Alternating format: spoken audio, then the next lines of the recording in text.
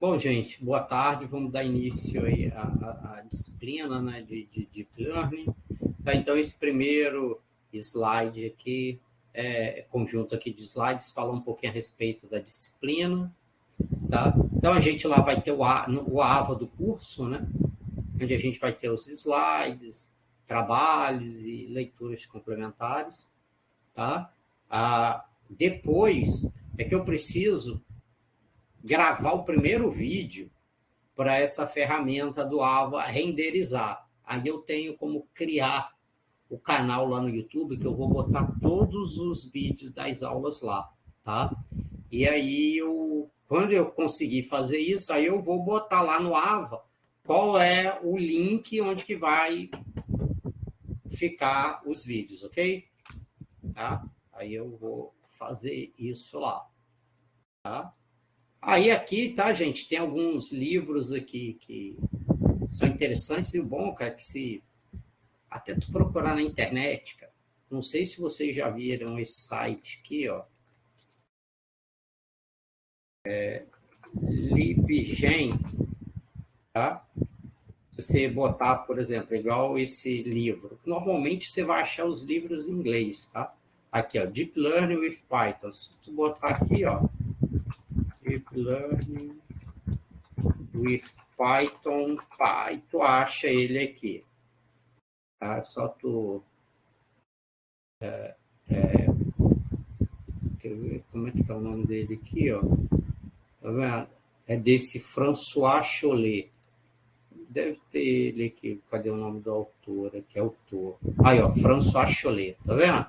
Tem aqui, ó, Deep Learning com Python. Né? É só tu botar nesse site aí que acha. Tá? E o outro também. Tá? Esse Deep Learning. Que ainda mais esse cara aqui, o Ian Goodfellow desse livro aqui, um dos caras que trabalha desde os primórdios aí da Deep Learning aí. Então a gente vai ter nossos encontros, né? Vai ser aqui só botei errado aqui na quarta-feira, né? Iniciei 14 horas, tá? Um bloco 3 ou assíncrono com like lá no AVO. E aí a gente vai fazer a chamada, né? No final da aula, tá? Aí só relembrando, né? Tem direito a no máximo 25% da solta toda, independente se é aula presencial ou online, eu faço a chamada, tá? No final, tá? Aí a gente vai ter a avaliação, tá? Que aí a gente vai ter alguns projetos aí que a gente vai desenvolver e fazer comentário, resumo de vídeo e texto que forem passados aí que vão compor a nota, tá? Então a coisa vai ser mais ou menos por aí, né? A NP1 40, a NP2 40 e esses resumos, esses trabalhos menores, vai compor 20% aí da nota, né? Tá? E aqui dizendo, né, que a gente vai ter uma parte aí que vai ser assíncrono, ou seja, esse é trabalho seu de fazer a respeito desses vídeos, texto, por aí vai. Tá? E aí, em cada trabalho, né, você vai entregar aí um ou mais desses notebooks Jupyter, e aí é óbvio, principalmente os trabalhos grandes, né, vai ser apresentado aí, vai ser apresentado em sala, e aí vai ter que apresentar e explicar e apresentar análise do resultado aí dos dados. Tá? Obviamente aqui a gente vai usar a linguagem de programação Python para desenvolver o que a gente tem para fazer. Especial Python, porque ele já traz um grande número de bibliotecas que dão suporte e apoio para essa área de Deep Learning, tá? Então, nós vamos usar essas ferramentas, tá? E aí, como ambiente de programação, aí tu pode usar, tem o Google Colab pode usar o Anaconda, né, com aquele com Jupyter, que é offline. Tem gente que gosta aí de usar PyCharm, VS Code, cara. Eu não tenho problema quanto a isso, não, tá?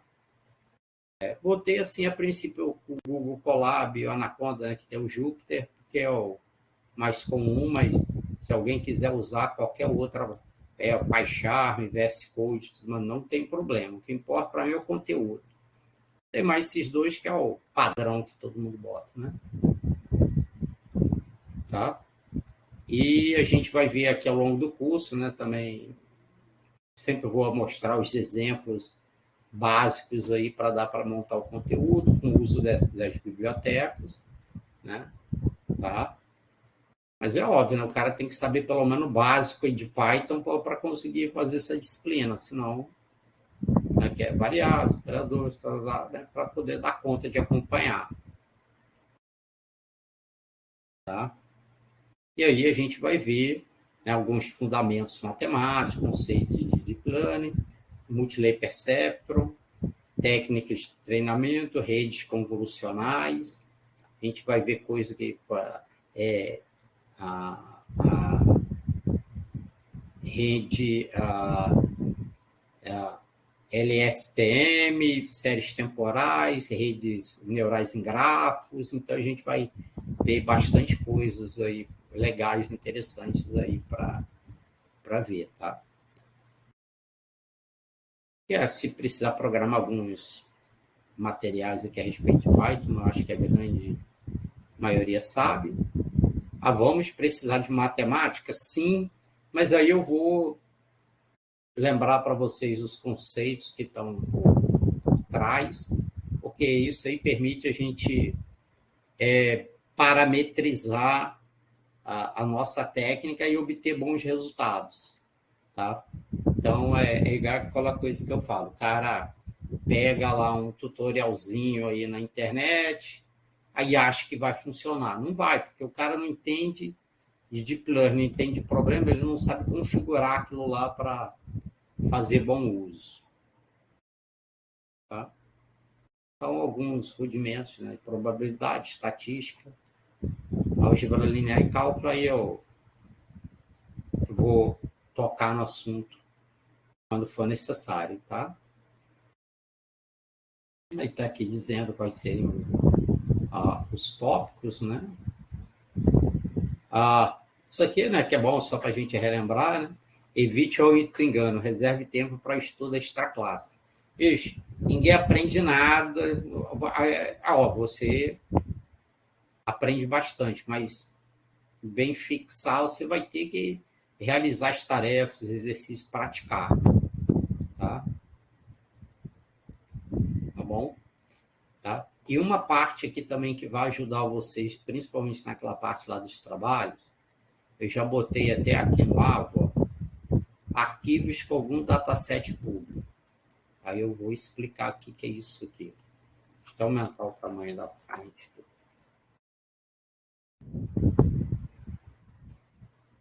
Aqui, bom, e que é isso? A gente está usando Deep Learning, é uma área dentro de Machine Learning, é uma área dentro de IA. Então, essa área que a gente está trabalhando, ela aprende a partir de dados. Tá? Você precisa ter os dados para ela aprender. Tá? Então, aqui tem alguns datasets públicos, em qual sentido? Você tem acesso, é grátis, tu vai lá e acessa. Por que eu estou mostrando isso? Que depois eu vou pedir para vocês entrar nesses datasets e escolher algo que seja do teu interesse, que você ache legal.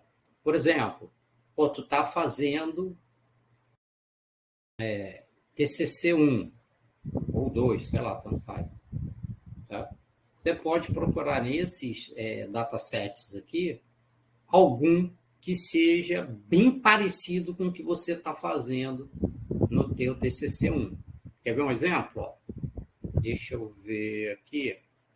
Aqui. Nicolas, pode até escrever, se for o caso, aqui no chat. Só para ver se eu acho um dataset parecido com que você está fazendo TCC 1 ou 2, sei lá, alguma coisa nesse período? Ou 1 ou 2? Professor, eu peguei TCC1, porém não tem um tema ainda escolhido ainda. Aí, tu tem mais ou menos ideia do que tu vai fazer? Tu já definiu isso com o orientador? Não, ainda não, professor. Ah, tá. Vamos então supor o seguinte, presta atenção, tá? Então, beleza. Vamos supor que tenha. Como que você vai falar aí para mim?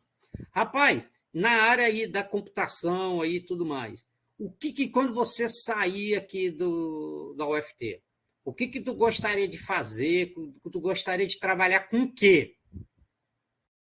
Professor, tem algumas áreas que eu tenho interesse, como o IA, como o próprio dataset, como segurança também. Mas, Aí, ó, assim, por eu exemplo, tentaria ó, vou fazer. pegar um trem diferente de segurança, tá? Então, nós vamos procurar um dataset que a gente vai usar problema de IA na área de segurança para resolver, beleza? Só para te dar uma ideia aí, só para dar um exemplo como é que faz. Então, eu vou pegar, por exemplo, esse primeiro site aqui, ó. Tá vendo? Você pode olhar nos outros. Eu vou pegar o primeiro aqui para te mostrar. Tá vendo? Aí tem aqui, ó, datasets. Aí, por exemplo, você pode ver, ó, aqui, ó, eu vou botar aqui Security, que é a área de segurança. Aí, ó. Aí ele dá, ó, tem 749 datasets na área de segurança. Aí, se você tiver um pouco de dificuldade em inglês, é só vir aqui, manda traduzir, né? Tá? Aí você vê, ó, tá vendo? Aí tem salários na área de segurança, aí, cibersegurança na área de IoT, aí, tem vários, ó. Aí, detecção de anomalia de comportamento em acesso, cara, aí, aqui, brechas de cibersegurança, aí, tá vendo? Cara, tem, ó, muita coisa aí, tá? Então, é só ver se tem alguma coisa que interessa, entendeu? Entendeu? Aí tu vê, por exemplo, que aqui às vezes segurança ficou muito amplo, porque, por exemplo, aí até ele pegou refugiados nos Estados Unidos, não é que tem a ver com segurança, aí de repente tu poderia botar igual ali, ó, cyber segurança, entendeu? Aí isso aqui é só voltado aí, até para CAPTCHA, aí ó, Big Malware Dataset da Microsoft, tá vendo? Tem um monte de dataset. Por que eu te mostrei isso aqui? Só para você ver que tem dataset para tudo, cara. Por exemplo, período passado, puta, cara, como tinha muitos alunos, teve aluno que fez um programa para reconhecer imagens de Pokémon, tu acredita? Porque tem dataset até para isso. Entendeu? Tipo, ele dava uma imagem de um Pokémon, depois que a técnica aprendeu, aí ele dizia qual que era. Porque os Pokémon, eles, pelo que o menino lá me falou, eles são divididos. Tem um nome e tem as classes de Pokémon, entendeu? Aí ele dizia, baseado na figura. Rapaz, aí teve que cravar de tudo quanto era tipo que tu pode imaginar. Entendeu? Porque tinha muito aluno na disciplina. Período passado tinha, eu acho que devia ter uns 30. Então, teve trabalho para tudo que tu possa imaginar. Aí eu estou só mostrando, entendeu? Para vocês verem. Então, por exemplo, tem alguns datasets aqui, ó, igual esses dois aqui, que é dataset público de dados, mas aí é mais voltado para problemas brasileiros, entendeu? Tá? Então, eu estou só te mostrando que aí você pode entrar aqui e procurar à vontade, bicho. Tem dataset até não poder mais. Por quê? Porque a gente vai depender de ter um dataset para poder você fazer o trabalho que vai fazer na disciplina, entendeu? Tá? Beleza. Então, é só para você entender. Porque essa disciplina, ela vai ser prática para caramba. Normalmente, só a primeira ou segunda aula, que é um pouco teórica, para eu explicar os fundamentos, conceitos básicos de Deep Learning, tá?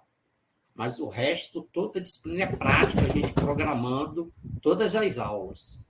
Tá? Então, só estou mostrando aqui já inicialmente para vocês terem base de como que vai ser a disciplina. Beleza? Deu pelo menos para pegar uma ideia aí inicial, para fazer os trabalhos? Aí entrou o Paulo Augusto. Eu não sei, Paulo Augusto, tu conseguiu ver isso que eu falei agora aí a respeito dos datasets?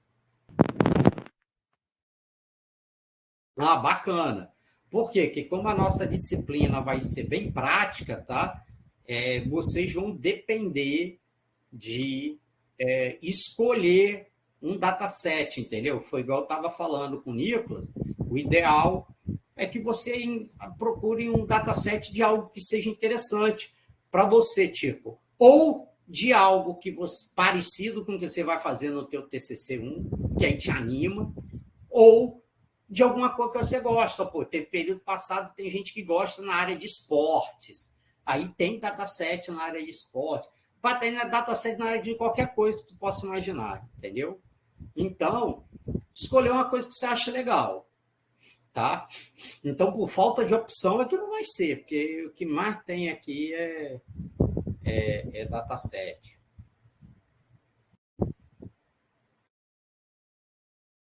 Tá?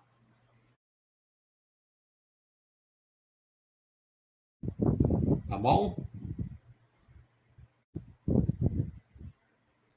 Bom, então, vamos agora. Tá? E isso tudo que eu estou mostrando ó, já está aqui no Ava, quer ver? Ó?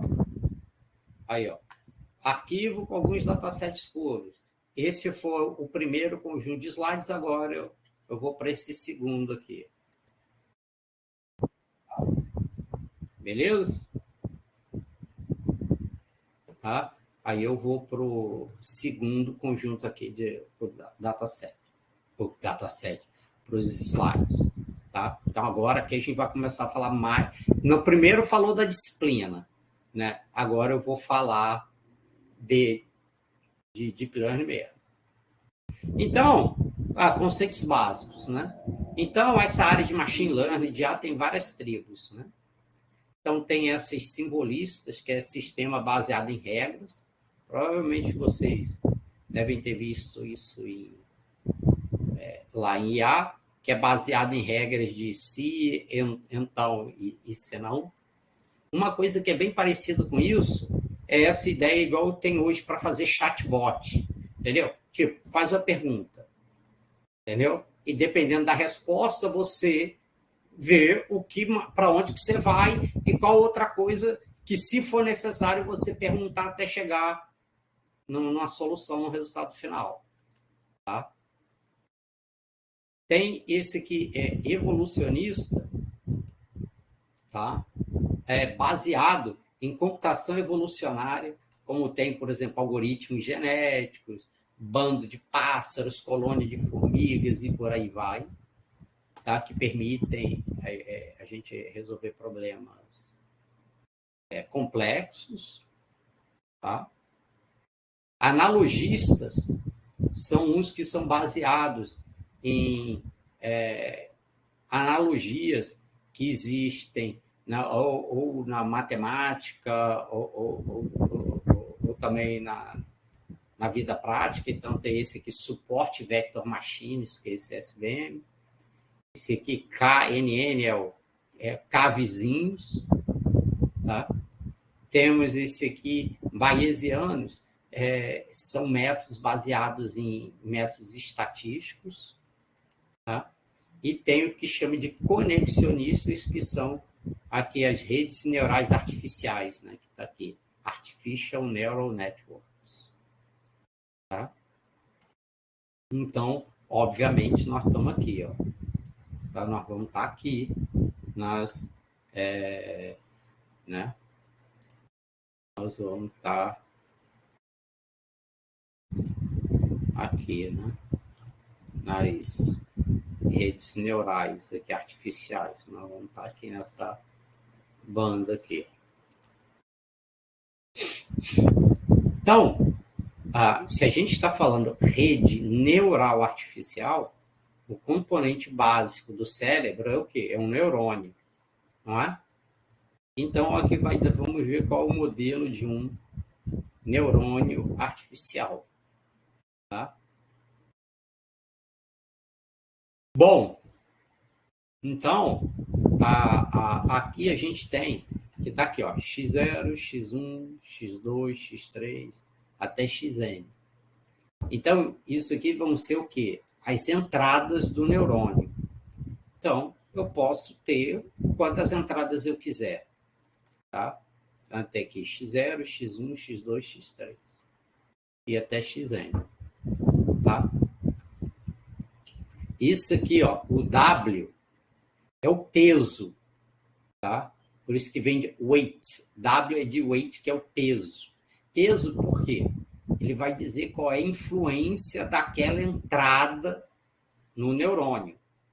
Tanto é que na rede neural, esse W aqui, quando a gente começa a rede neural do zero, esse W tem valores aleatórios, e com o passar do tempo, com o treinamento da rede, esses pesos aqui são ajustados, tá? Tá ok? Esse B aqui é um bias, tá? Que é um parâmetro que pode ter uma certa influência, que também é ajustado, tá? E aí, como é que funciona?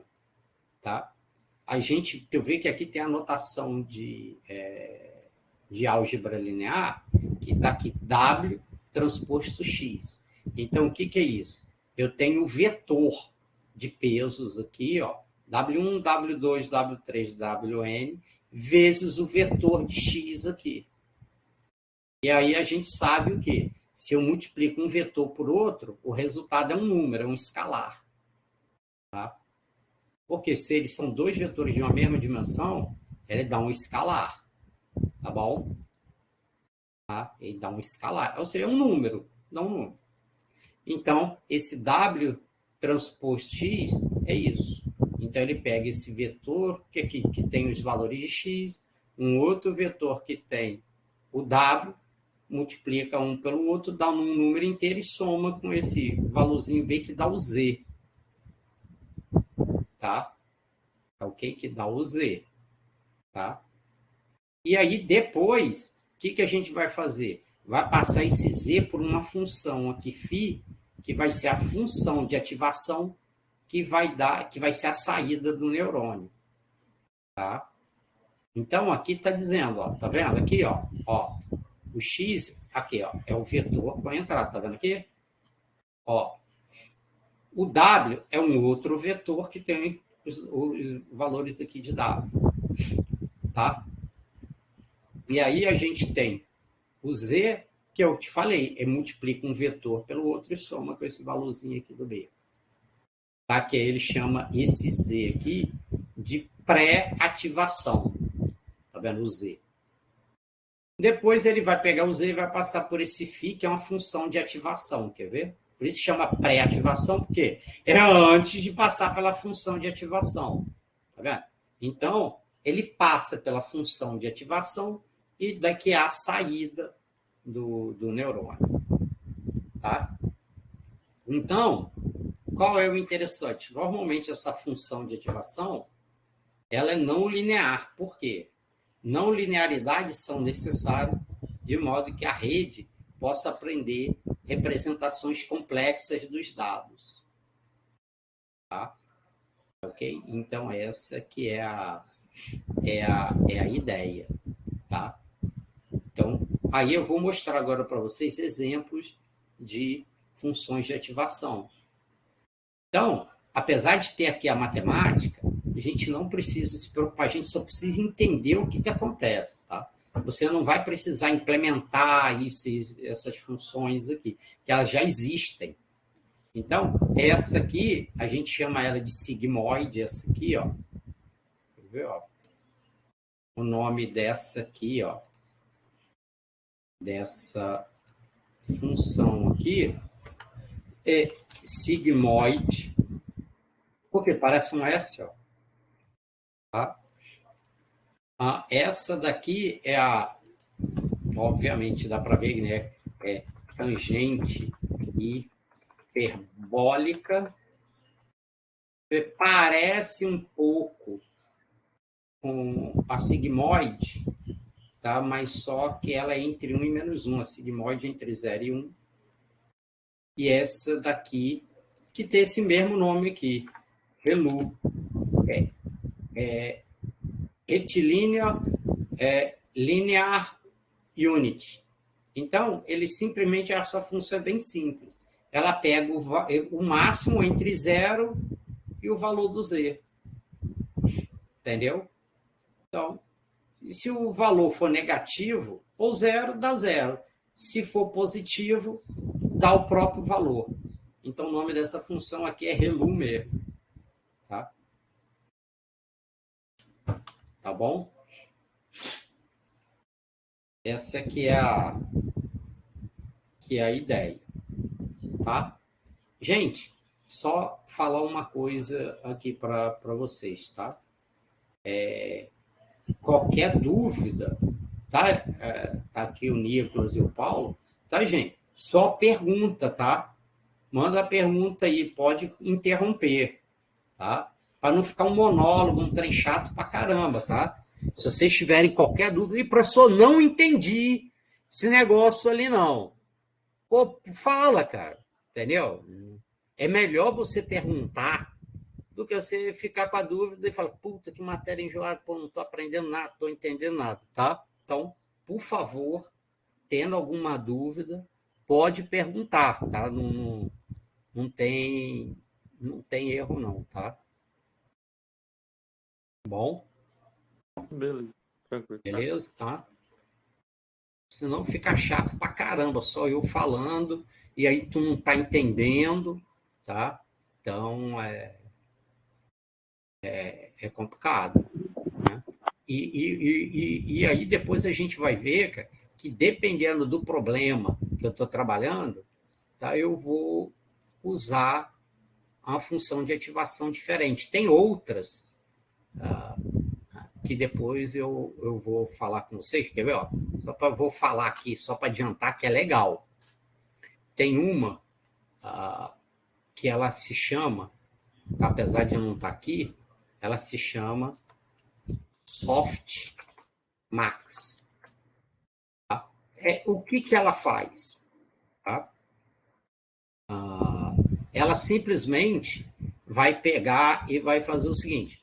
Vamos dizer que na minha rede neural eu tenho 3 neurônios em camada de saída, onde o neurônio 0 indica que o dado pertence à classe 0, o neurônio 1, aqui a saída pertence à classe 1 de dados, e o neurônio 2 da classe 2. Como assim, professor? Imagina, eu tenho informações e eu quero dividir ela em 3 grupos, classe 0, 1 e 2. Beleza? Então, quando eu tenho a minha saída, tá? Eu vou pegar o neurônio que tem a maior probabilidade. Então, vamos dizer que o neurônio 0, a saída dele deu 0,1. O neurônio 1, a saída deu 0,3. O neurônio 2, a saída deu 0,6. Então, qual é o neurônio que tem a saída que me interessa? Essa aqui, porque ela tem a maior probabilidade, tá vendo? A soma normalmente dá 1, então ele pega o que tem o maior valor. Então, isso me indica o quê? Que tem a maior probabilidade desse dado ser da classe 2. Tá? É assim que esse softmax funciona. Mas só que ele faz automático para a gente. Mas eu tenho que saber o que acontece por trás, tá? Para saber o que eu vou fazer. Tá? Por exemplo, se eu tivesse só 2 saídas, ou seja, o meu dado só pode ser ou da classe 0 ou 1, tá vendo aqui? Ó? Então, eu posso usar, por exemplo, essa sigmoide aqui. Já que eu só tenho 2, aí o dado só é 0 ou é 1. Tá? Tá ok? Então, só para vocês terem uma ideia. Bom, agora vamos falar aqui um pouquinho da arquitetura da rede neural. Então, a gente falou o que é um neurônio artificial. Agora, falar arquitetura. O que é arquitetura? É como ela é organizada.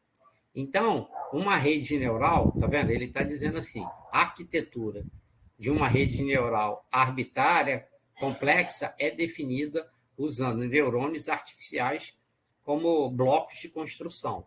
Tá vendo aqui, ó? Cada bloquinho desse aqui é um neurônio. Mas aqui, ó, qual é a moral da história? Aqui a gente tem isso aqui, ó.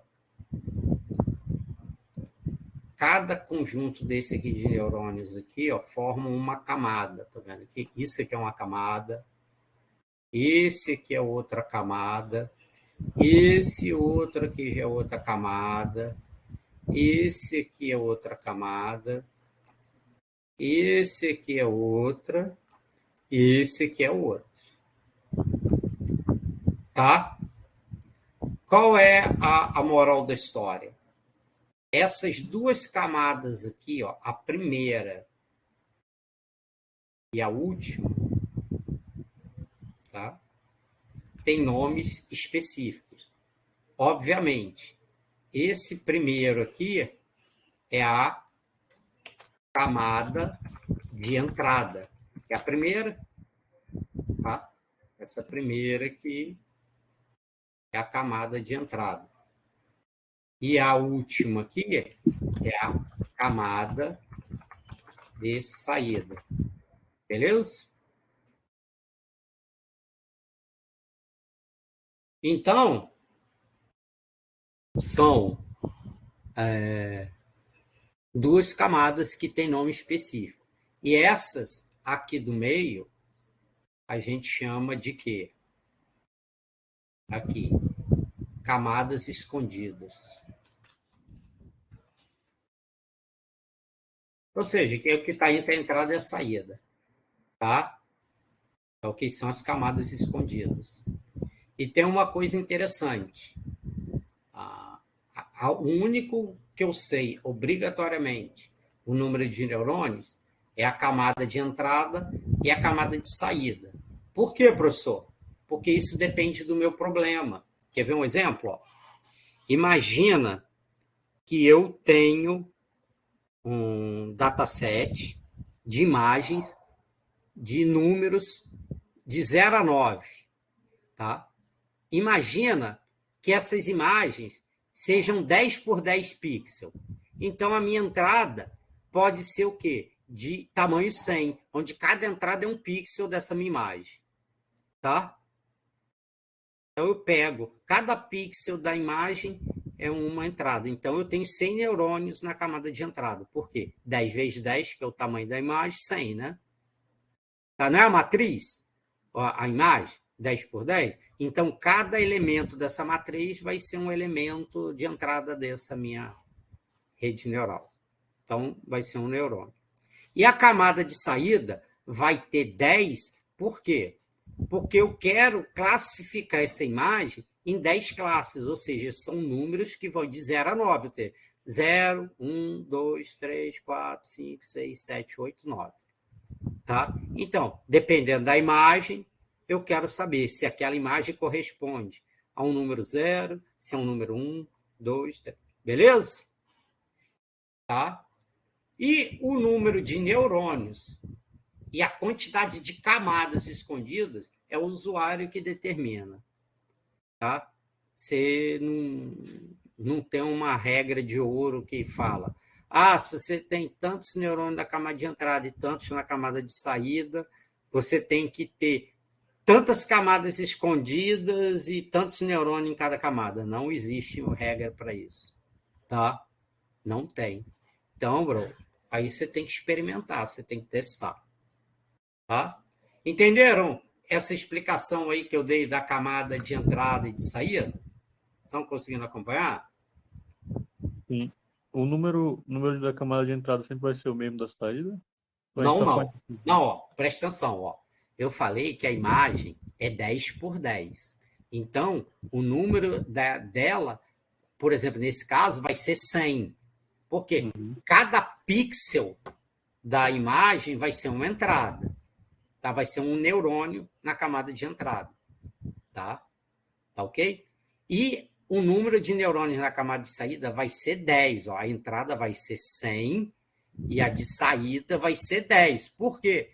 Eu vou ter 10 classes para esses números. Eu quero saber se esse número que eu entrei, a da imagem, é um 0, é um 1, é um 2, é um 3, 4, 5, 6, 7, 8, 9, entendeu? Então, eu tenho 10 saídas. Tá? Então, o número de neurônios da camada de entrada e o número de neurônios da camada de saída depende do meu problema. Tá? Depende. Isso, depende do problema. Tá ok? Por exemplo, se a imagem, em vez de 10 por 10, fosse 250 por 250, o número de neurônios da minha camada de entrada ia ser 250 vezes 250. Tá? E a camada de saída ia continuar 10. Por quê? O número é de 0 a 9. Tá bom? Que depende do tamanho da imagem.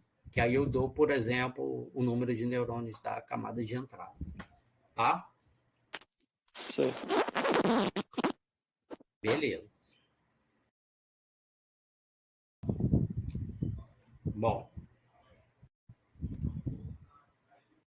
Aí, ó, aqui ele está dando um exemplo, ó, de uma rede com duas camadas. Então, aí você tem a entrada aqui, ó, X1, X2, aí você passa ela para 4 neurônios, tá? E aí, tá? Passa aqui pro... E esse aqui é o neurônio de saída que vai na resposta. Aí aqui, o que ele está fazendo? Tá só para mostrar aqui para a gente como que ele pode representar isso aqui como álgebra linear. Tá? Então, aqui, tá vendo? Ele tem W1, W2, W3, W4, são esses vetores aqui que vai ter para cada entrada. Aqui, o Z aqui, que vai ser a função de ativação, de pré-ativação, né? O A aqui, que vai ser o resultado da função de ativação, B, que é o bias, e W é a matriz de peso. Ou seja, é a matriz composta por esses Ws aqui. Tá? Aí você vê que ela é 4 por 2, por quê? Tu vê que aqui, ó, cada entrada está ligado com 4 neurônios. Tá? Então, eu vou ter o quê? 4 linhas e 2 colunas. Tá? No caso, essa matriz, o W aqui. Então, aí ele tá aqui tá mostrando na segunda camada como é que vai ser. Então, qual é o legal disso aqui que ele está mostrando? Ó, que eu posso fazer isso aqui tudo como álgebra linear, tá vendo? O que é álgebra linear? Eu transformo tudo para matriz vetor. E por conta disso, ó, tá vendo aqui, ó? Ele está transformando aqui o conjunto de vetores, que é aquele do W, aqui numa matriz, tá vendo? Por que isso aqui é legal? Que quando você transforma tudo para essa estrutura de matriz vetor, isso é excelente para você poder trabalhar na GPU. Tá? Por quê? Aquelas operações, tá, de computação gráfica, não sei se vocês fizeram disciplina lá de computação gráfica, processamento de imagem, é tudo operação de álgebra linear. Né? Vocês fizeram a disciplina aí de processamento de imagem? Né? Então, você lembra lá que era tudo operação de álgebra linear. Tá? Então, isso, para ser processado numa GPU, é excelente, cara. Entendeu? Aí você imagina, tá, que hoje, por exemplo, ó, igual aqui, ó, a GPU que eu tenho aqui nesse meu notebook aqui, ó, RTX 3070. Olha só. Aí uma placa dessa aqui, olha só, especificações, ela tem, ó, 5.888 cores. Então, meu amigo, ele come com farinha. E tem uma outra coisa legal, que é isso aqui, ó.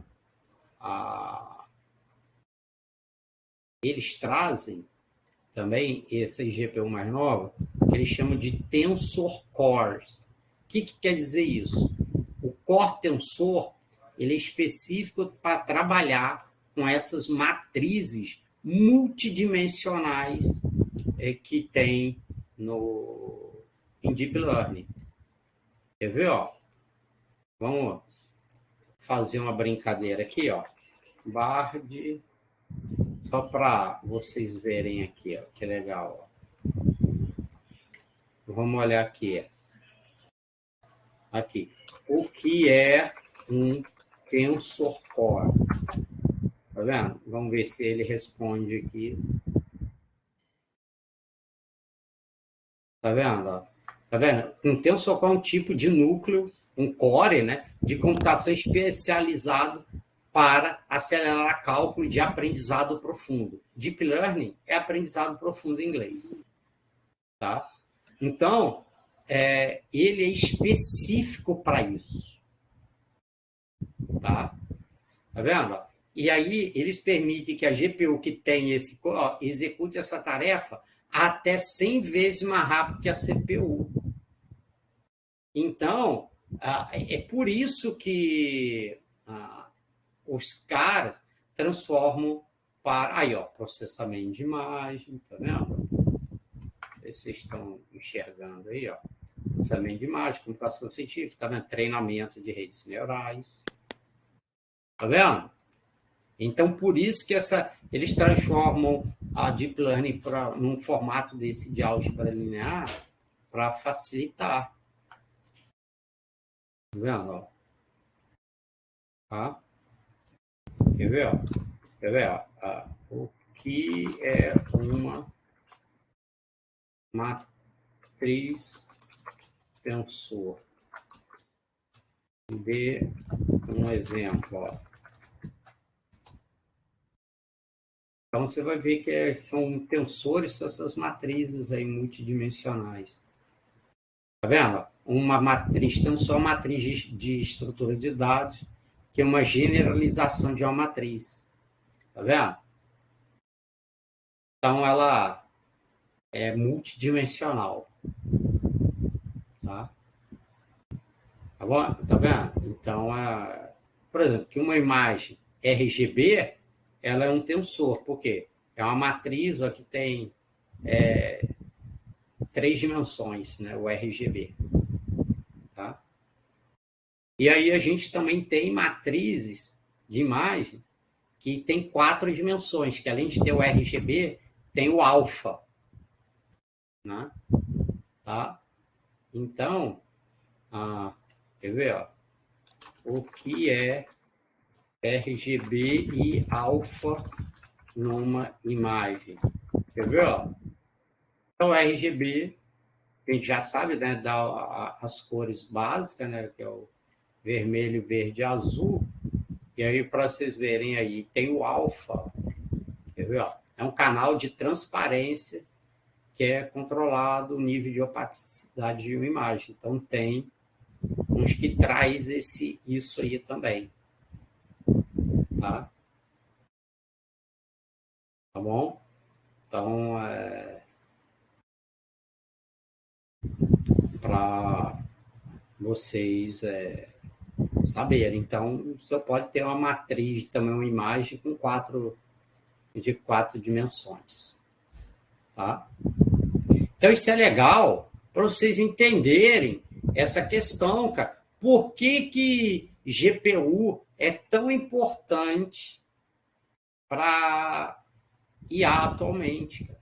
Principalmente nessa área de Deep Learning. Bicho, sem GPU, cara, o desempenho vai ficar muito ruim, cara. Muito ruim. Tá? Bom que aí já deu para vocês tomarem uma ideia, uma base do que está acontecendo. Gente, vamos fazer o seguinte, vamos dar só um intervalinho aqui, 5 minutinhos, que é só para eu pegar uma água, que meu copo aqui secou. Voltar a gravar. Bom, aqui agora a gente vai explicar, tá vendo? Qual é o jeito que uma rede neural treinada ela computa, né? Então, a gente tem, por exemplo, aqui para reconhecer objetos, né? No caso aqui, animais, né? Então, você vê, tem elefante, gato, cachorro, galinha, acho que isso aqui é um porco, coelho, por aí vai. Então, tá vendo? Treinamento. Durante a fase de treinamento, uma rede neural é alimentada com milhares de imagens rotuladas. Então, eu digo que esse aqui, eu dou a imagem de que é um elefante, eu dou essa imagem de que é um gato, dou a imagem de que é um cachorro, e por aí vai. Tá? Então, eu dou essas imagens rotuladas de vários animais para ela aprender a classificá-los. Então, qual que é uma entrada? Tá? Eu dou, depois que ela foi treinada, eu dou uma entrada, uma imagem sem o rótulo. Né? Porque, óbvio, a gente sabe que é um cachorro, mas ela que vai ter que depois dizer. Né? É mostrada para a rede pré-treinada, ou seja, que já foi treinada. E aí, o que acontece? Ela vai passando pelas camadas, né? Tá? De modo a pegar as características daquela imagem. Então, por exemplo, a primeira camada, os neurônios respondem a diferentes formas simples, como arestas. Né? Aí, ele passa por uma outra camada, né?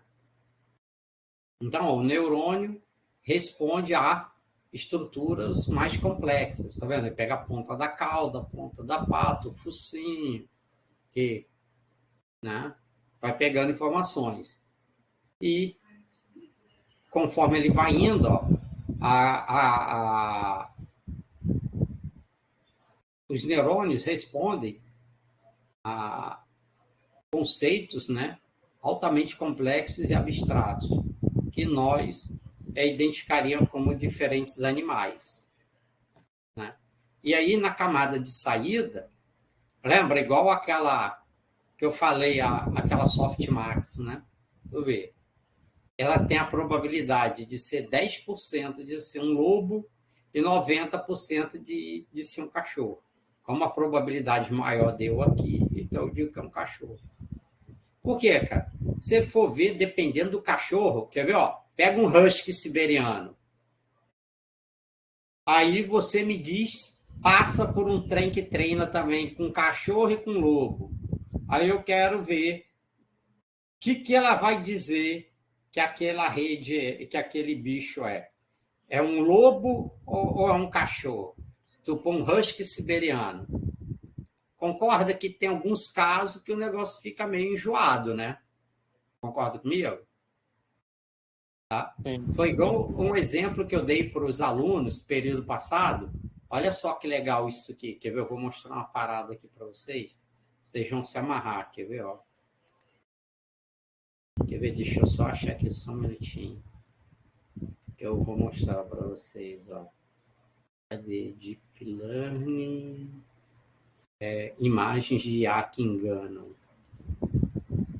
Quer ver?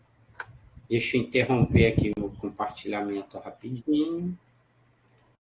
Quer ver? Ó? Olha só que legal isso aqui. Quer ver? Ó? Vou mostrar umas imagens aqui para você. Afinal, se a coruja é a maçã, tá vendo? Como é que a imagem engana? Quer ver outra coisa aqui? Aqui. Isso é um cachorro ou é aquele frango do KFC? Aquele frango frito? Tá vendo? Olha esse outro aqui. É um cachorro deitado ou é aquele, tipo, aquela rosquinha? Olha aqui, esse aqui. Ó, esse aqui. Tá vendo? É bem parecido. Aí o programa se confunde, né? Olha esse aqui. O cachorro e aquele mop de limpeza. Sacou o drama? Quer ver outro legal?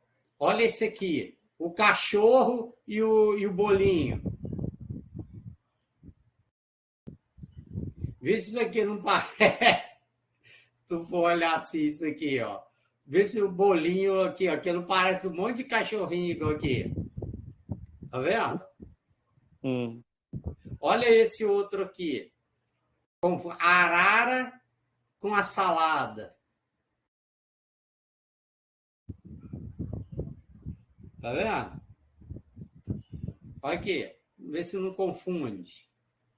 Até a gente mesmo. Se você não... É porque aqui a gente já está focado em saber que confunde. Mas agora me pega uma pessoa de surpresa assim. Se ele de repente não se confunde. Fala sério.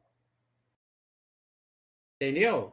Então eu estou dando esses exemplos aí para vocês verem que às vezes o negócio é complicado, tá? Entendeu? Então, você tem que treinar muito bem a rede para ela não se confundir. Tá? Então, isso é só para vocês terem ideia que esse tipo de coisa pode acontecer. Tá? Igual tá aqui. Né? Dependendo que aqui você vê, nesse caso aqui, o cachorro que foi apresentado a imagem, né, igual aqui, é diferente de um lobo. Pô, mas se mostrar, né? Se a gente botar aqui, ó.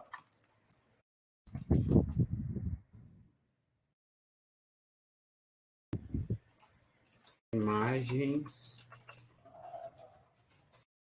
de husky siberiano e lobo. Então, se a gente for ver, cara, aqui, para você confundir aí, ó, o que é um lobo, o que é um husky siberiano. Tá vendo aí? Aqui, ó, mostrando aqui, ó, cara, é muito parecido, bicho. Entendeu? Aí, ó. Aqui tá um husky siberiano, aqui um lobo. Tu vê, cara, é parecido demais, cara. Então, para confundir é daqui para ali, né? Tá? Então, é complicado. Aqui, então, agora a gente vai ver, ó, como que a rede, como que ela é treinada. Agora vamos ver isso aí. Então, ó, dado um conjunto de treinamento, que é o dataset, então preste atenção, gente, isso aqui é fundamental. O X são os dados de entrada. E o Y é o dado de saída que a gente deseja. Por exemplo, eu tenho aqui um conjunto de imagens e aqui eu digo o que ela é. É um 0, é um 1, é um 2, é um 3. Quer ver? Ó, tem um dataset que depois nós vamos trabalhar com ele, que é esse aqui, ó. Quer ver? Aqui, MNIST. É um dataset de números manuscritos. Aqui, ó. Tá vendo? Aqui, ó. Você vê, ó. Tem aqui 0, 1, tá vendo? Escrito de várias formas, tá vendo? Tá vendo? Tem gente que quer ver por 7 assim, mas assim, tá vendo? 4, e por aí vai. Aqui, tá vendo? Escrito de várias formas. Então, o X é a imagem. O que é o Y? É eu dizer que essa imagem aqui é um 0, essa aqui é um 8, Esse aqui é um 8, tá vendo? Isso aqui é um 8, apesar de não parecer, isso aqui é um 7, isso aqui é um 6. Ó, isso aqui é um 9, tudo bem. Isso aqui é o quê, cara? É um 7, é um 9, é um 1, o que é isso aqui? Tá vendo? Isso aqui, ó. Vamos olhar aqui, ó. Deixa eu aumentar a imagem. Deixa eu ver se eu consigo aumentar ela aqui. Aqui, ó. Isso aqui é o quê? Tá vendo? O que é isso aqui? Tá vendo? Tem um trem aqui que já é difícil de achar, né? Entendeu? Então, já fica mais complicado, tá? E o Y, como eu falei, é a saída que a gente quer. Então, o I é uma delas, né? O M é o tamanho do dataset. Se eu tenho 1000 imagens, o M é 1000, tá? E o I é o quê? Se ele é 1, é a imagem 1 e a saída 1. Se é 2, é a entrada, a imagem 2 e a saída 2. Beleza? Tá?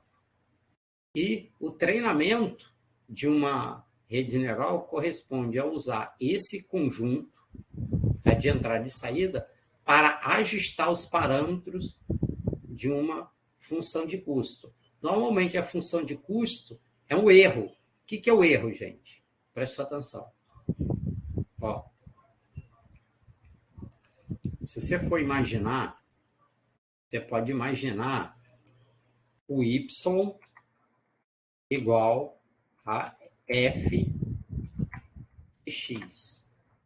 Ó, o X é a entrada, o Y é a saída, e o F, que leva o X no Y, é a rede neural, tá? Ok? Só que, na prática, a gente vai ter o quê? Y' igual a F de X. Então, o que vai ser essa função de custo? Ó, a função vai ser, ó, então a gente vai, deixa eu escrever aqui, ó, a função de custo é igual, eu quero fazer o quê? Eu quero minimizar o erro, onde o erro é igual a quê? Por exemplo, a diferença em módulo ou ABS, né? Faz do que? Y' menos Y. Entendeu? Ou seja, a saída que a rede me dá tem que ser o que? O mais parecido possível com a saída que eu quero. Então, quando uma é igual a outra, a diferença é quanto se uma é igual a outra? Isso aí. Perfeito. Então, eu quero minimizar esse erro, eu quero levar para zero. Tá? Eu estou explicando a grosso modo que é fácil de entender. Tá? Mas as funções sempre são baseadas no erro. Por quê? Tem função que, em vez de ser só ABS, eleva isso ao quadrado. Aí tem função que eleva ao quadrado e tira a raiz. Aí tem um monte de funções. Mas essa aqui, todas têm como base isso aqui que eu estou mostrando aqui para vocês. Tá? Ok? Tá vendo? E ele quer minimizar essa função. Então, eu quero minimizar, por exemplo, o erro. Tá? Por isso, o treinamento de uma rede neural é um problema de otimização. Tá? Ok? Só que é um problema de otimização não linear. Geralmente, lá na disciplina de pesquisa operacional, vocês costumam ver otimização linear, né? Aquele lá do simplex, branch and bound. Lembra? Isso aí lá em pesquisa operacional? Tá? Então, só que aqui é um problema de otimização não linear.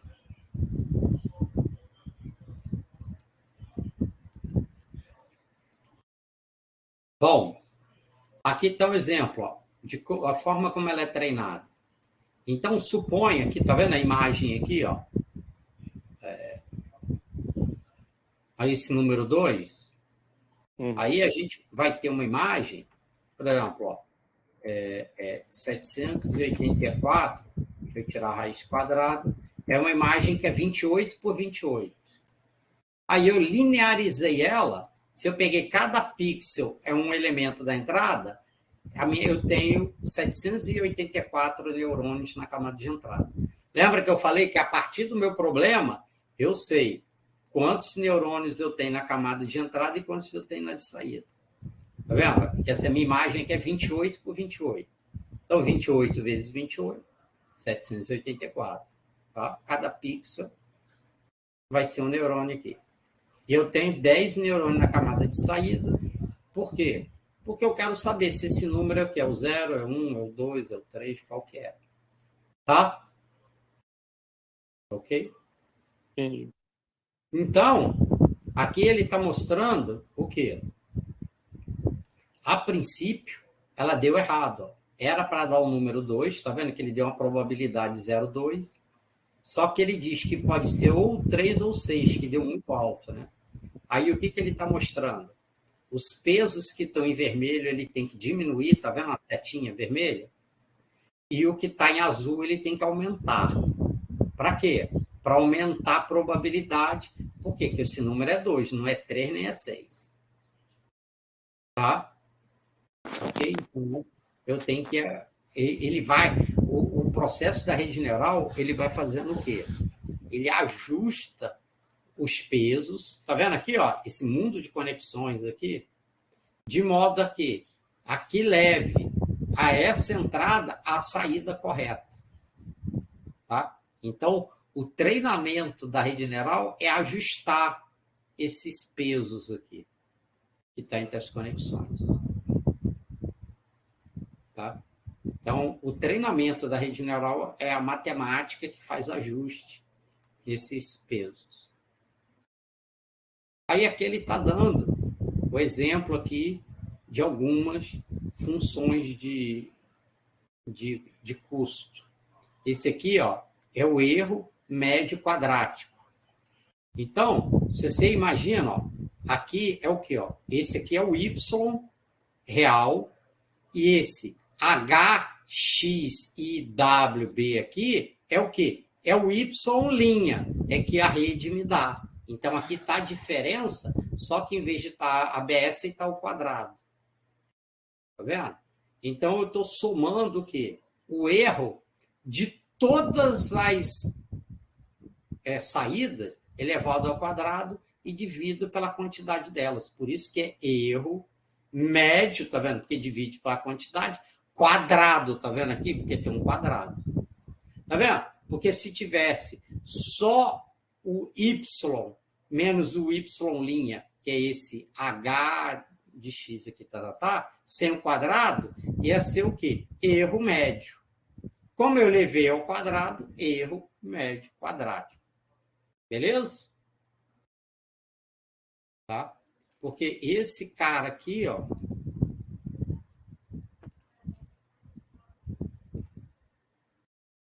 esse cara aqui é o y que a gente viu no slide anterior e esse cara aqui é o y'. Concorda que como é ao quadrado ou se fosse ABS, concorda comigo que tanto faz ser y menos y' ou y' menos y, que não faz diferença? Se for ao quadrado ou tiver um ABS aqui na frente, tanto faz a ordem, né? Mesmo que for y menos y' ou y' menos y, tanto faz. Dá o resultado é o mesmo. Tá? Então, ok. E aqui é uma outra forma que ele chama cross entropy. Então, esse y chapéu aqui é o y', então só que ele usa logaritmo aqui, nessa brincadeira, tá? Para fazer a conta. Tá? Ok? Então, ele vai também. Quanto maior for a diferença entre o Y e o Y', o chapéu aqui, maior vai ser esse valor. E quanto menor for isso aqui, mais próximo de zero isso vai ser. Tá?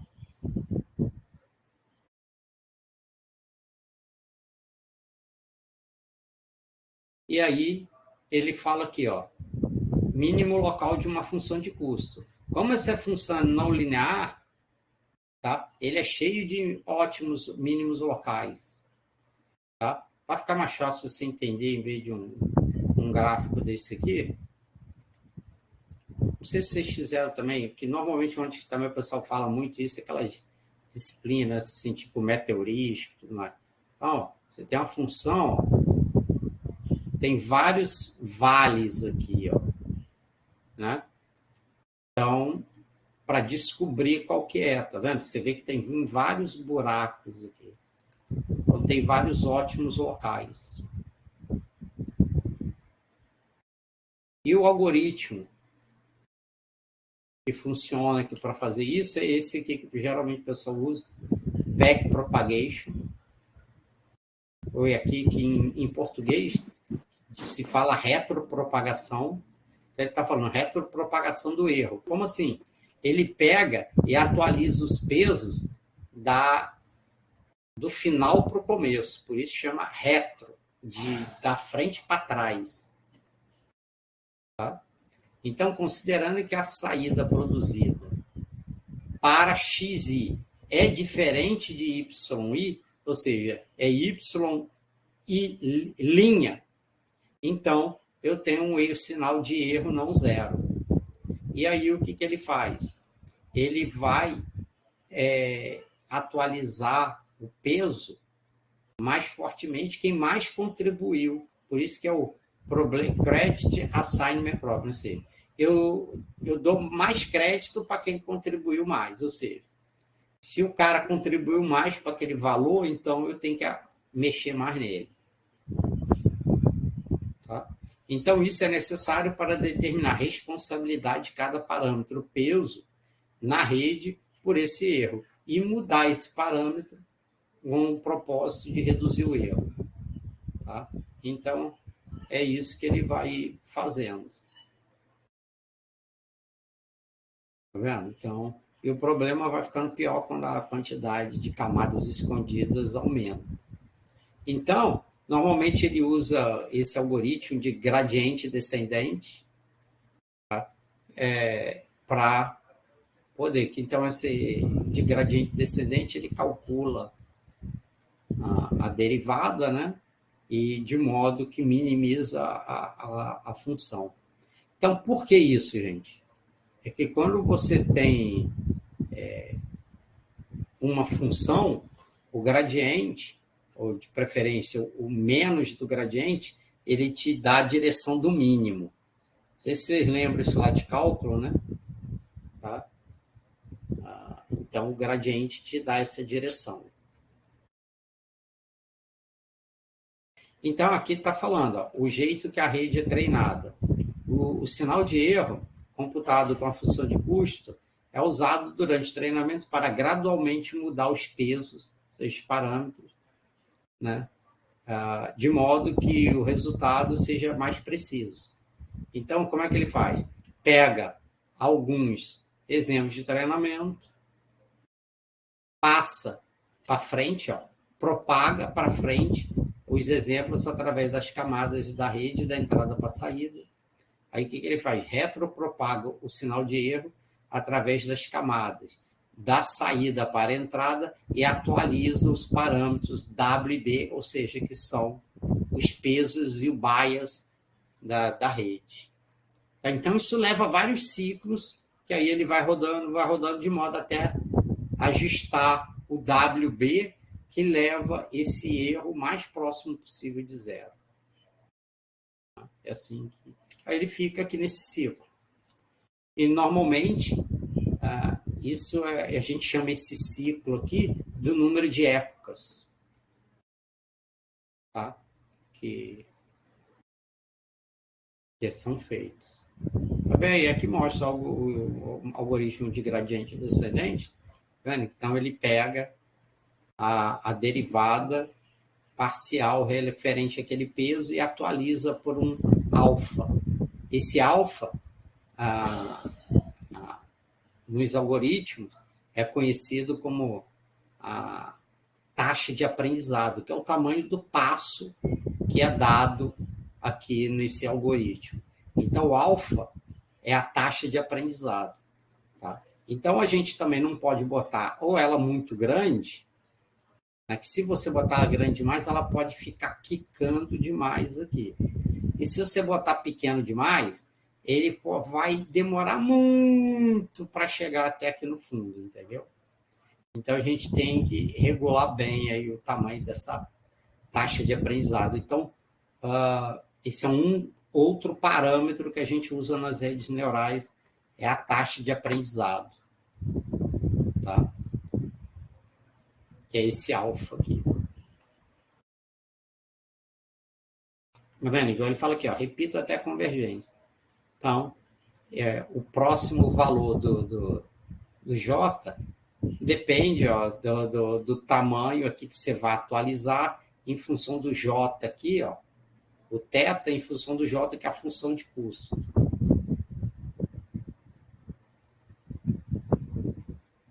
Aí ele diz aqui que tem alguns outros algoritmos que são alternativos ao gradiente descendente, então esse momento, NAG, ADA, RMS, tem vários algoritmos aí.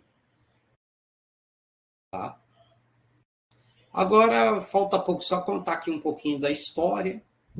A gente já viu aqui a respeito do neurônio artificial, desse do McCulloch e Pitts. Aí, qual era o problema? Então, o primeiro modelo de neurônio artificial começou nessa época. Aí, o único problema, por que ele não deu muito certo? É porque, no início, eles usavam aqui, aquela função de ativação era linear. Como era linear, ele não resolvia bem uma série de problemas. Aí, o pessoal, vamos dizer assim, deixou isso meio que congelado. Tá? Tá ok? Tá vendo? Aí por isso que ele diz o inverno aqui da IA. Tá? Aí, quando foi em 1986, que foi criado esse algoritmo backpropagation, aí que foi o grande renascer das redes neurais. Tá? A partir daqui que a rede neural começou a bombar. Foi a partir desse backpropagation aqui. Tá? Então, por quê? Que aí você pode usar a rede neural, tá? Que em 1991, nesse artigo aqui foi provado, que a rede neural ela funciona como um aproximador universal. O que quer dizer isso? Você sempre vai conseguir aproximar uma entrada de uma saída se você der um número de ciclos aqui suficiente para atualizar os pesos. Então, nesse teorema aqui, ele mostra que uma rede neural multicamada, com apenas uma única camada escondida e com uma função de ativação não linear, ele consegue fazer a aproximação universal. Tá? Então, meu irmão, aí que elas começaram a bombar. Aí teve o segundo inverno, e aí foi por causa do quê, cara? O hardware que tinha naquela época, cara, não dava para a gente fazer coisas bacanas. Tanto é, bicho. Em 1991, eu já... Acho que a grande de vocês aí não devia ser nem nascido, eu já estava quase terminando a faculdade. Então, eu sei, bicho, naquela época não existia, por exemplo, GPU, né? E os processadores, naquela época, eram muito fracos, só para você ver. Naquela época, E eles tinham que fazer, por exemplo, por exemplo, 386, SX e DX, 486, SX e DX. O que era esse SDX? Ele tinha uma coisa chamada coprocessador matemático nele. Hoje, isso aí é instruções básicas dessas CPUs. Antigamente, não. Entendeu? E é óbvio que o DX era bem mais caro do que o SX, tá, o processador. Estou contando um pouquinho para vocês de história aqui. Quer ver, ó?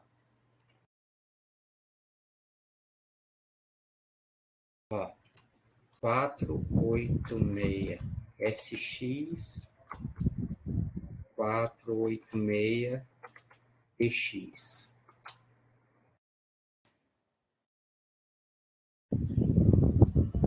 Tá vendo? O 486 tinha um microprocessador tipo com 486DX com a sua unidade de ponto flutuante desconectada. Tá?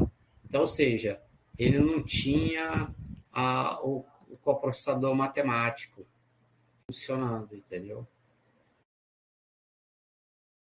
Tá? Então, ele fazia o seguinte, ó, se verificava que essa FPU era defeituosa, ele chamava de SX. Se funcionasse, era DX.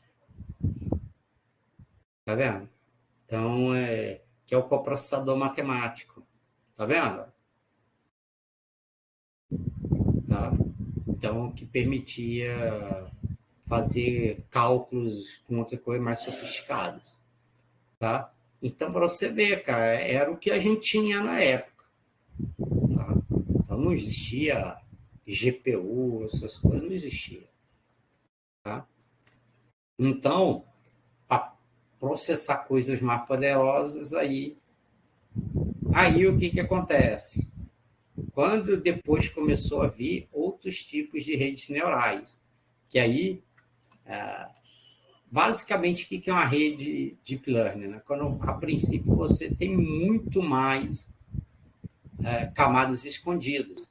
Por exemplo, nessa época, no primórdio de redes neurais, eu nunca tinha usado uma rede com mais do que 3, e se fosse 4 camadas era muito. Hoje, é café pequeno. Existem redes aí com dezenas, até centenas de camadas, né? Então, por isso chama profunda. Ela tem muita camada escondida, tá? Aí teve depois, que, ó, 1997 começou essas redes neurais LSTM, tá? Que ela que chama Long Short Term Memory. Então, ela tem retornos de dados mais para frente. Tá? Então, ela permite processamentos bem mais sofisticados. Tá vendo? Ó? Esse camarada é famoso também, ó, esse Ian LeCun, né?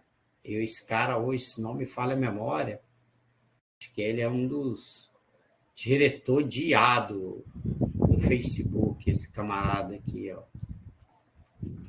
Quer ver? Esse cara aqui, ó. É, cientista da computação, ganhou o Turing Award, o cara é bruto. Se não me falha a memória, ele é lá do... Tá vendo? Vice-presidente e chefe de IA do Facebook, é isso mesmo. Tá?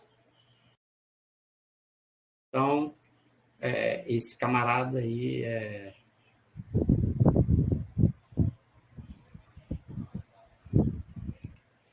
E aí, um dos trabalhos que ele fez foi uma das primeiras Deep Learning, que no caso aqui foi uma rede convolucional para reconhecimento de caracteres, tá vendo? Né? Tá? Ele tem uma imagem aqui, a 32 por 32, aí tem a saída aqui 10, então devia ser 10 caracteres aqui que ele quer reconhecer. Tá?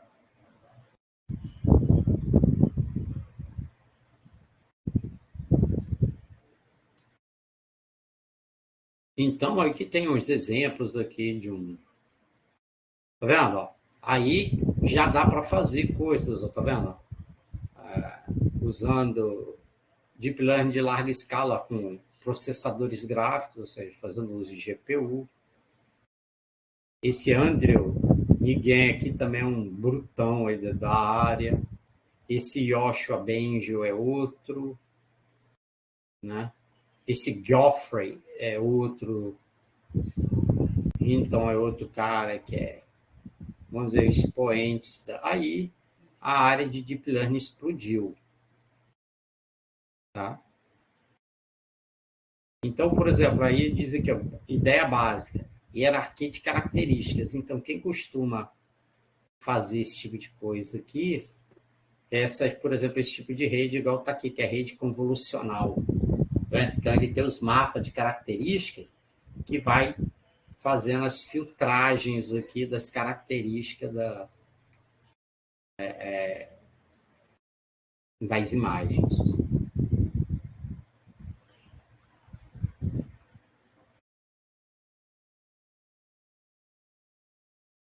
Tá vendo? Aí tem Deep Learning para reconhecimento de voz. Essa aqui, bacana, em 2012, foi a primeira rede Deep Learning que ganhou esse concurso aqui, ImageNet. Esse ImageNet é o quê? Na época, né, ele tinha, se não me falha a memória, 1 milhão de imagens RGB em 1000 classes, tá? E aí, essa foi a primeira Deep Learning que bateu em desempenho todas as outras técnicas. E o legal dela é que aqui você vê que ela está dividida em duas. Por quê? Aí você tem a entrada, passa. Por quê? Porque ele roda cada um numa GPU. Tá? Então, esse pedaço aqui do modelo ele roda numa GPU, esse aqui roda em outra. E o bom é que esse artigo aqui ele já está disponível. O dia que vocês quiserem ver, é só botar esse nome, esse do ImageNet, tá? Que essa rede AlexNet que ganhou esse campeonato. Tá? Então, você vê, ó, na primeira vez que ela participou, tá vendo aqui o desempenho? A taxa aqui está a taxa de erro. Ó. Aqui está técnicas tradicionais de visão computacional. Laranjinha de Deep Learning. Você viu que na primeira vez que ela entrou, ela suplantou todos os outros por muito. E tu vê que daqui para frente, ó, teve um só azulzinho, e o resto tudo Deep Learning, daqui para frente tudo só Deep Learning. Tá? Então, depois que surgiu essa AlexNet, acabou para as técnicas tradicionais de visão computacional. O pessoal só usa Deep Learning agora. Tá vendo? Então, a ImageNet, tá vendo? Foi nesse desafio aqui, ó. Tá vendo? É desafio de reconhecimento visual de grande escala. Então, são 1 milhão de imagens. Tá? A imagem a dar com pau. Tá? Aí o que eu falei, ó, DeepNets, ó, tô vendo, ó, com camada pra caramba, esse aqui, ó, ResNet, 152 camadas. É camada da com pau aí. Então, e também com o número, né, de parâmetros que ela tem. Então, uma outra característica que às vezes o pessoal faz é segmentação semântica, que aqui, tá vendo? Ele está identificando esse pedaço da imagem que tem um cachorro e esse pedaço que tem um gato. Esse aqui é o modelo, né, são de redes neurais generativas. Então, por exemplo, ele criou aqui a criança, tá vendo? Aqui tem algumas modelos, tá vendo? Aí, aqui é a criança original e aqui ela recriou uma coisa. Uma coisa que eu vi, cara, essa semana foi top, cara. Quer ver? Que os caras criaram, ó, aqui, influência criada por IA. E aí, cara, olha como é que o trem é doido, cara. Os caras já têm uma influência criada por IA. tu olha assim, poxa, tu olha assim, pô, é uma mulher perfeita. Olha só, cara. Tá vendo aí, ó? Pô, agora apareceu estranho aqui na frente. Peraí, deixa eu acabar o vídeo aqui, que a propaganda que vai aparecer. Tá vendo? Isso aqui é uma pessoa criada por IA. Tá vendo aqui, ó? Tá? Então, para você ver. Aí, ó. Isso aqui é uma pessoa criada por IA. Aí bota no mais variados cenários, etc. Tá? Mano, tu for lá até no Instagram, essa IA tem até Instagram, bro. Cadê aqui?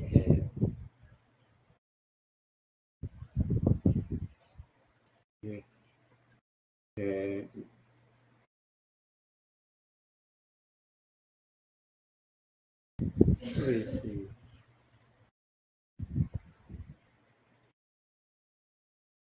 Aqui, ó. Se for olhar, ó. Aí, ó. Tem Instagram aqui. Tudo foto, tudo criado por IA. Entendeu? Tem quase 60 mil seguidores um IA. Aí dizendo, eu sou uma estudante de 24 anos, sou uma garota virtual, vivendo em Helsinki, tal. Rapaz, tu acha que o nego vê uma figura bonita, aí cara nem olha nada, só quer... Entendeu? Então, para você ver, isso aqui é virtual, cara. É por isso que eu tô falando, não sei se vocês viram, né, que Hollywood lá tem os artistas e tudo mais, estão fazendo greve. Por quê? Que os caras vão usar IA, mapeia, né, o camarada, então ele nunca mais precisa contratar aquele ator. Ele usa só o modelo virtual daquele ator, entendeu? Faz uma vez só o filme com o cara, modelou o cara, aí a versão 2, 3, você só usa o modelo virtual do cara. Entendeu?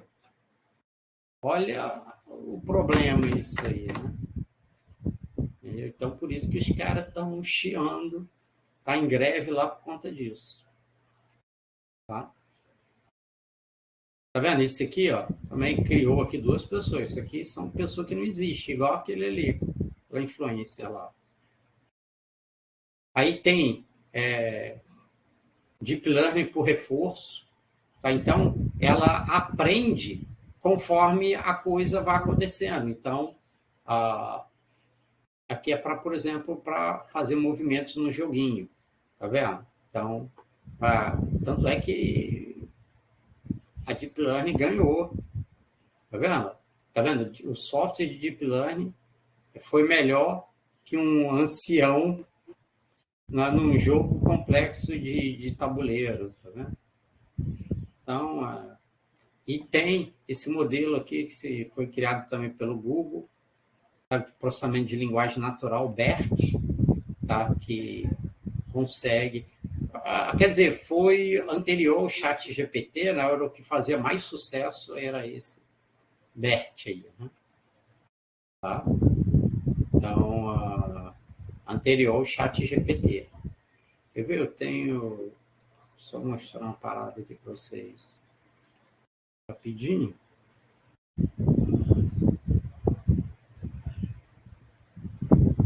Cadê aqui? Parece não.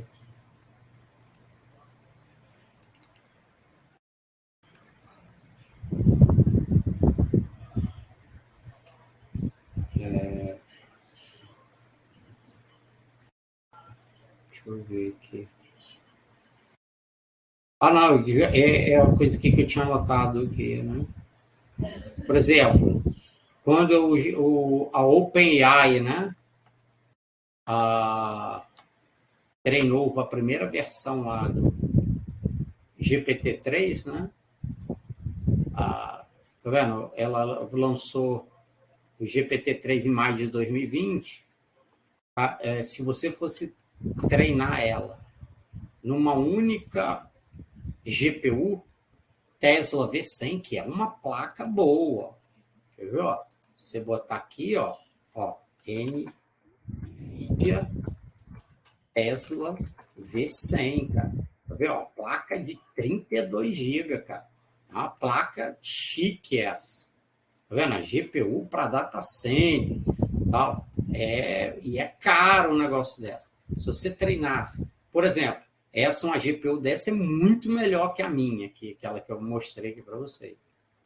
Se você treinasse o GPT-3, que é ainda inferior a esse GPT o chat GPT que a gente tem hoje, ou seja, menor, levaria 355 anos. Tá? E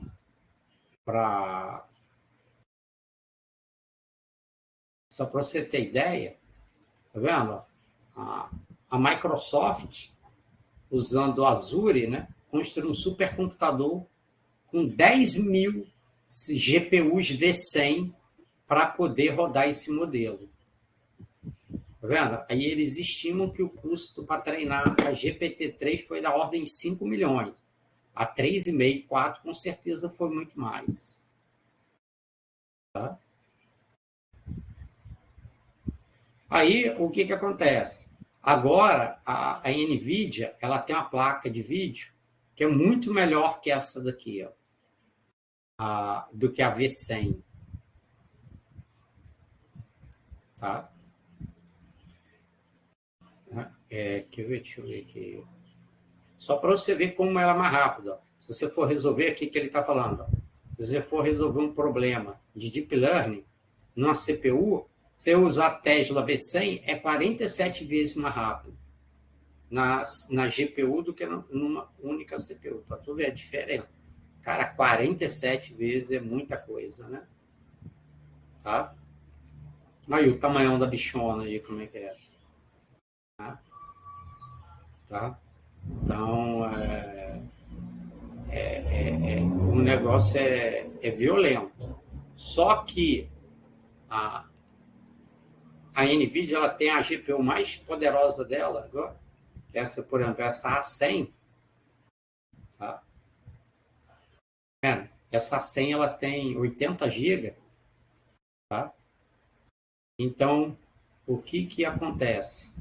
Eu tenho anotado aqui, ó, eles estimam que se usar 1024 placas dessa 100, ele pode treinar o GPT-3, né, que é inferior a isso, em 34 dias. Né? Tá? Então, se você for olhar, cara, não é coisa para qualquer um, né? Entendeu? Tu vê que o negócio... Deixa eu ver se...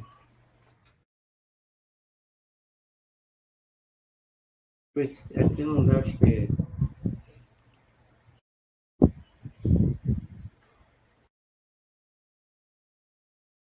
Eu queria ver se aqui ela tinha o número de cores que ela tem, cara, mas nem tem aqui, porque o negócio é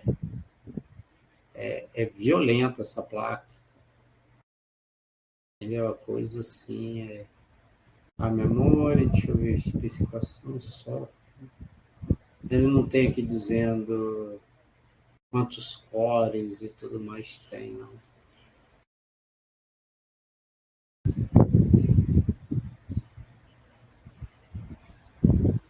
Pensei que tinha, que esse aqui não tem, não. Dizendo a GPU dela, quantos cores que ela tem. Vamos perguntar aqui, né? Vamos ver se o Bard sabe. Qual o número de cores da GPU da NVIDIA A100 de 80 GB? Vamos ver se ele acha isso aí pra gente. Aí tem 4.320 núcleos CUDA e 1.080 tensores, cores tensor. Rapaz, é violento demais, hein?